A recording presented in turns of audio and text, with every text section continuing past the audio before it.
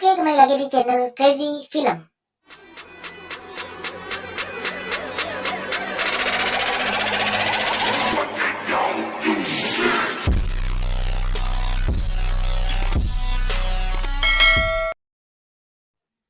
Oke, kali ini Arvin bakal ngebahas part 2 dari film sebelumnya, yaitu film Velon 2008. Nah, pasti kalian penasaran dengan cerita kelanjutannya bagaimana. Daripada banyak basa-basi dan banyak bacot, langsung aja kita mulai filmnya. Keesokan harinya, seperti biasa, Porter berkelahi lagi dengan orang kulit hitam untuk bertahan dan mendapat pengakuan.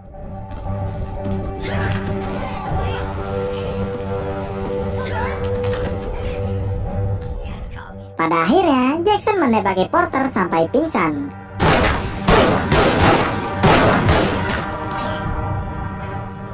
Lalu, dibawalah Porter ke ruang perawatan. Karena Porter pernah menolak menjadi saksi pembunuhan yang dilakukan oleh Samson di dalam bis, maka Jackson bilang akan menuntut Porter juga sebagai tersangka keduanya. Itu bisa terjadi sebab Jackson sudah punya saksi untuk menuntut Samson dan Porter. Beberapa hari kemudian, di pengadilan, Samson dan Porter mendapatkan sanksi baru. Samson dijatuhkan hukuman penjara seumur hidup karena pembunuhannya terhadap napi lain di dalam bis. Sedangkan Porter dihukum 3 tahun lagi lantaran keterlibatannya. Tak hanya itu, atas kesaksian Letnan Jackson mengenai perilaku Porter di dalam penjara, maka hakim menambah lagi hukumannya menjadi 6 tahun. Padahal seharusnya Porter bisa bebas 4 bulan lagi. Mendengar dakwaan itu, tentu saja Laura dan ibunya merasa kecewa dan putus asa. Setibanya di rumah, Laura dan ibunya terlibat cekcok yang hebat. Sang ibu meminta Laura menceraikannya dan berhenti menunggunya. Tapi Laura menolaknya dengan keras karena ingin tetap setia. Lantas sang ibu bilang, bagaimana jika Porter melakukan kesalahan dan hukumannya diperpanjang lagi? Sang ibu meminta Laura mempertimbangkannya kembali dan berlalu pergi. Keesokan harinya, Porter membaca surat dari Laura yang berisi perceraiannya. Tentu saja, Porter merasa sangat sedih dan terpukul. Mulai saat itulah, Porter berubah menjadi pribadi yang buas, selalu berkelahi setiap kali masuk lapangan.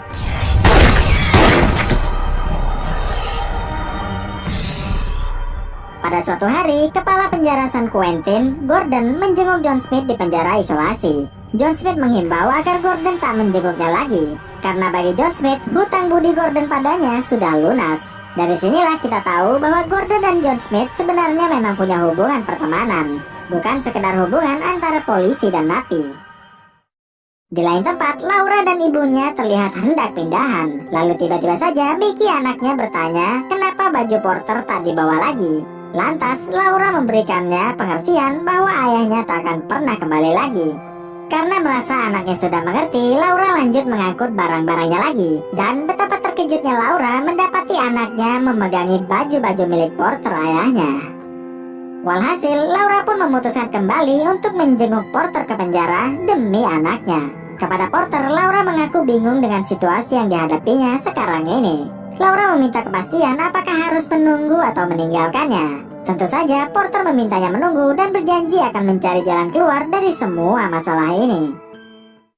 Setibanya Porter di selnya, Porter bertanya pada John Smith apakah dia bisa membalas dendam kepada Jackson yang telah memperberat hukumannya ini. John Smith pun bilang bisa, dengan cara membongkar kejahatan Jackson selama ini di penjara. Tentu saja Porter memohon diberitahu bagaimana caranya. Dan pada akhirnya John Smith pun memberikan sebuah rencana. Mula-mula Porter meminta pada Jackson secara pribadi agar dipertemukan dengan napi kulit hitam bernama Viper di lapangan untuk balas dendam. Porter berjanji akan berkelahi secara brutal agar bisa menjadi hiburan bagi Jackson dan kawan-kawannya. Dan Jackson pun menurutinya. Lepas itu, Porter diminta memanfaatkan fasilitas teleponnya dan melibatkan Laura dalam melancarkan rencana ini. Porter memberi Laura sebuah alamat rumah. Ternyata orang yang harus ditemui Laura itu adalah Gordon, kepala penjara kelas kakap San Quentin, temannya John Smith. Singkat cerita, hari itu datang juga. Di lapangan terlihat ada napi bernama Viper yang sudah siap bertarung melawan Porter. Tak lama kemudian, Porter dan John Smith masuk ke lapangan, dan pertarungan beda kelas pun terjadi.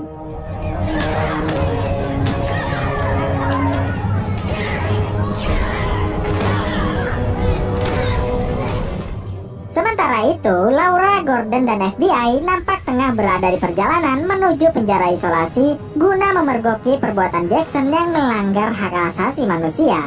Kembali ke Porter. Melihat Porter kewalahan, John Smith pun melepaskan kacamatanya dan mempersiapkan bantuan darurat.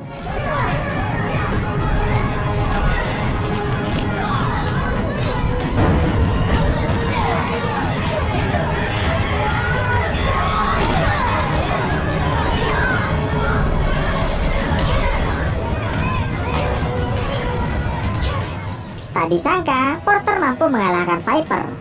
Usai Viper tak sadarkan diri, Porter menatap Jackson tanpa rasa takut demi memancing amarahnya. Walhasil, Jackson pun menembaknya dan para napi lain mulai tiarap. Karena tak kunjung tiarap, Jackson hendak menembaknya lagi. Tapi tiba-tiba, John Smith datang menghalanginya.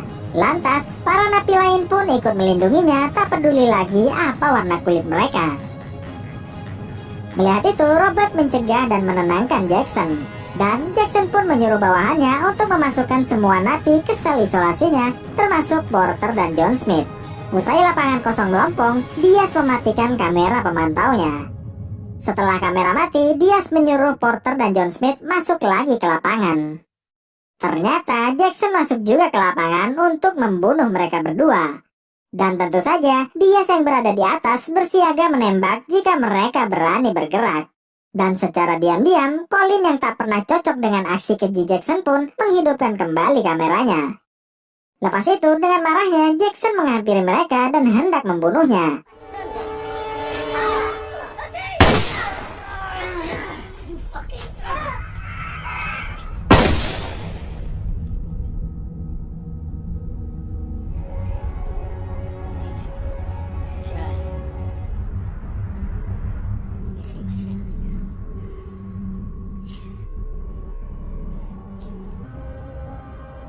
Dan John Smith pun tewas.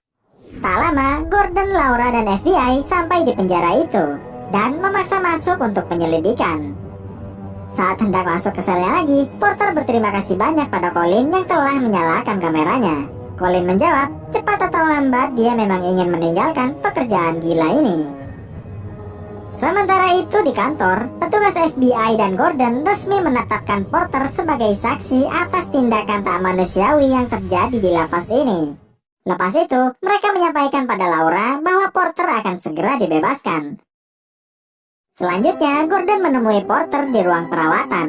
Porter sangat berterima kasih karena Gordon mau membantunya. Kemudian, disinilah terungkap bahwa Gordon dan John Smith memanglah sahabat. Karena John Smith dulu pernah menyelamatkannya dari tusukan napi lain. So we're not your friends. Not to. Dan film pun diakhiri dengan adegan yang berbahagia, di mana snowman yang dulunya dijamin keamanannya oleh Jackson kini kembali dimasukkan ke dalam sel isolasi, dan ternyata satu sel dengan Samson. Sementara Porter resmi dibebaskan karena hukuman tambahan 6 tahunnya itu sudah dibatalkan. Dan Porter pun berkumpul kembali dengan keluarga kecilnya. Film pun tamat. Baiklah, terima kasih telah menonton video ini sampai akhir, dan sampai jumpa di video berikutnya. Bye!